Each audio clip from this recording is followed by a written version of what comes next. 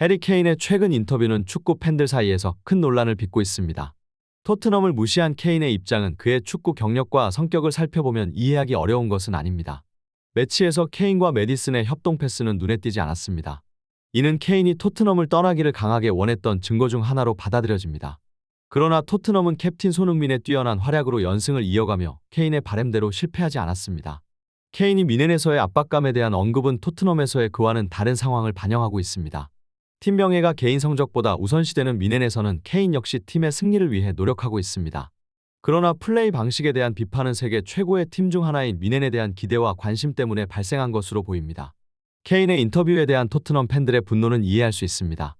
그들은 케인을 토트넘의 중요한 선수로 여겨왔고 그의 축구 경력은 팀의 성적에 큰 영향을 미쳤습니다. 따라서 그가 토트넘을 작은 클럽이라고 언급한 것에 대한 불만이 나오는 것은 당연한 반응입니다. 케인의 인터뷰를 통해 드러나는 그의 생각과 감정은 축구 팬들 사이에서 여러 의견을 불러일으키고 있습니다. 그의 미래와 미넨에서의 새로운 도전에 대한 기대와 관심은 계속해서 커질 것으로 예상됩니다. 현재 손흥민이 토트넘의 주장이 되었다는 사실은 축구 팬들에게 진심으로 기쁘게 다가옵니다. 이전까지 케인은 주장으로서의 역할을 맡은 적이 없었으며 그가 토트넘의 최고 선수임에도 불구하고 그의 발언은 많은 이들에게 슬픔과 당황을 안겨주고 있습니다. 미넨은 현재 리그에서 1등을 달리고 가고 있는 상황입니다. 그래서 케인의 미넨 입단이 그렇게 필수적인 것은 아닐 것입니다. 개방나니와 레버쿠젠의 우승을 응원하는 마음이 느껴집니다. 여러분들은 케인의 중요성을 알고 계실 것이며 그의 토트넘 관련 인터뷰가 아직까지 논란을 불러일으키고 있는 것은 이해할 만합니다. 케인의 리더십에 대한 논의는 그의 태도와 밀접한 관련이 있습니다. 손흥민이 토트넘 주장의 역할을 더 일찍 맡았다면 상황은 다를 수 있었을지도 모릅니다. 그의 개인에 대한 욕설과 비난은 명백한 사실입니다. 또한 친정팀을 무시하는 발언 역시 많은 비난을 받고 있습니다. 영국의 축구 매체들도 케인의 발언을 비판하고 있습니다. 데일리메일은 케인이 미넨으로 떠난 후에도 손흥민에 대한 응원을 무시하는 인터뷰를 진행한 것으로 나타났습니다. 이러한 상황에서 토트넘 레전드로 기억될 수 있던 케인이 런던을 다시 찾을 가능성은 희박해 보입니다. 케인의 인터뷰에서 드러난 토트넘 시장에 대한 그의 견해는 그의 이기적인 성격을 반영하는 것으로 보입니다. 특히 손흥민에 대한 존중을 나타내지 않는 발언은 많은 비난을 자아내고 있습니다. 토트넘의 현 주장인 손흥민은 팀의 성적을 중요하게 생각하고 있는 반면 케인은 이전에는 자신의 성적을 강조한 선수로 기억되고 있습니다. 케인의 인터뷰는 토트넘의 동료들을 무시하는 발언으로 특히 손흥민에게는 큰 실망을 안겨주었다고 말할 수 있을 것입니다. 한편 캡틴 해리 케인이 이끄는 잉글랜드 대표팀은 우크라이나와의 격전에서 1대1로 무승부를 기록하며 케인의 역할과 그의 경기 내 행보가 토론의 중심에 올랐습니다. 경기는 0대1로 뒤지는 상황에서 케인이 패스를 제공하여 워커가 동점골을 넣어 패배를 피하게 되었습니다. 케인은 어시스트와 함께 수비에서의 기여를 뽐내었지만 여전히 골은 없는 채로 경기를 마쳤습니다. 또한 이 경기에서도 케인은 종종 최전방에서 혼자 고립된 모습을 보였습니다. 파커와 메디슨이 제공한 크로스와 패스는 케인에게 도달하지 않았으며 그의 위치 선택 또한 문제였습니다. 특히 메디슨에게 패스가 오지 않는 상황에서 케인과 메디슨 간 언쟁이 발생한 것도 관찰되었습니다.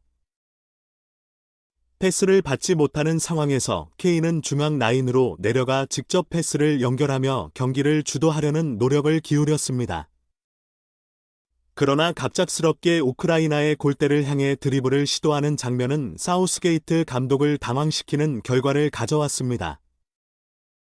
그럼에도 불구하고 롱패스로 어시스트를 만들어내며 경기 내내 자신의 역량을 입증하였습니다. 이 경기에 대한 영국 스포츠 매체 이브닝 스탠다드는 최근에 케인이 최전방에서 혼자 고립되는 상황이 반복된다고 보도하였습니다. 특히 케인은 토트넘에서 손흥민과 메디슨과의 디펜스를 뿌리는 패스를 거의 받지 못한 것으로 나타났습니다. 패스를 받지 못하며 영향력을 제대로 발휘하지 못한 케인은 결국 중앙 라인으로 내려가 경기를 주도하려는 노력을 보여주었습니다.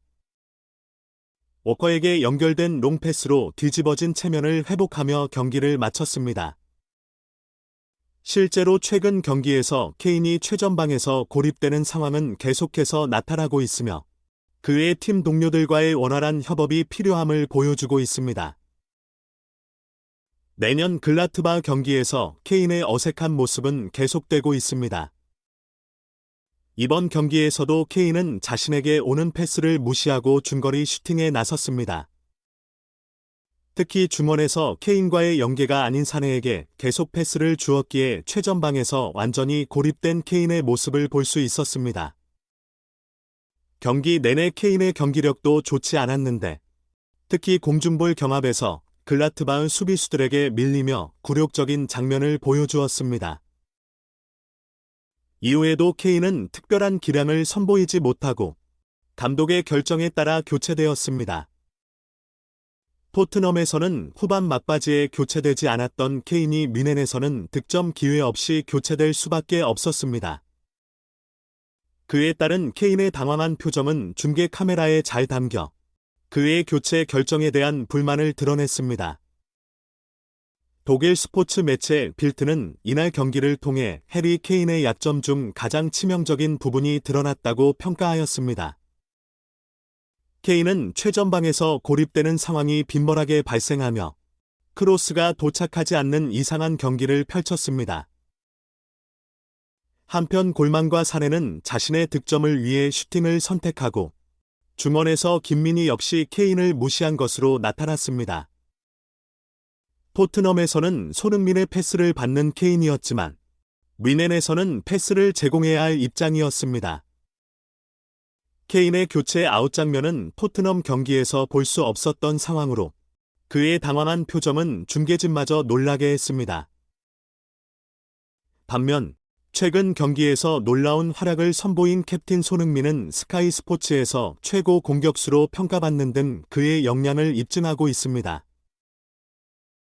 스카이 스포츠는 2023-2024 프리미어리그 시즌에 뛰는 공격수들을 등급순으로 나열하며 관심을 모았습니다.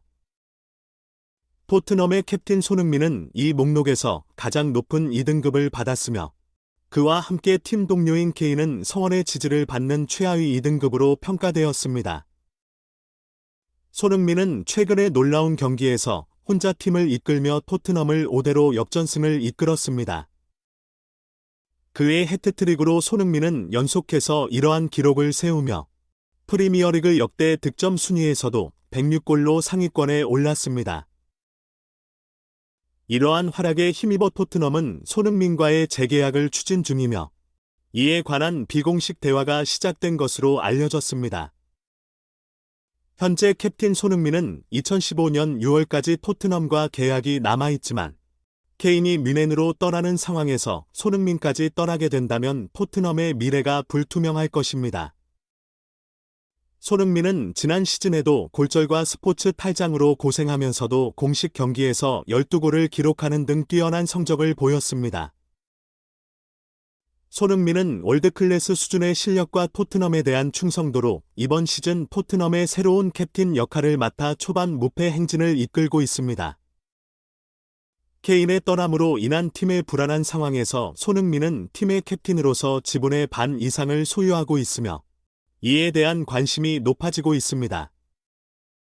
토트넘은 이번 시즌을 넘어서도 손흥민과의 재계약을 모색하고 있어 팬들은 향후 손흥민과의 협상 결과를 기대하고 있습니다.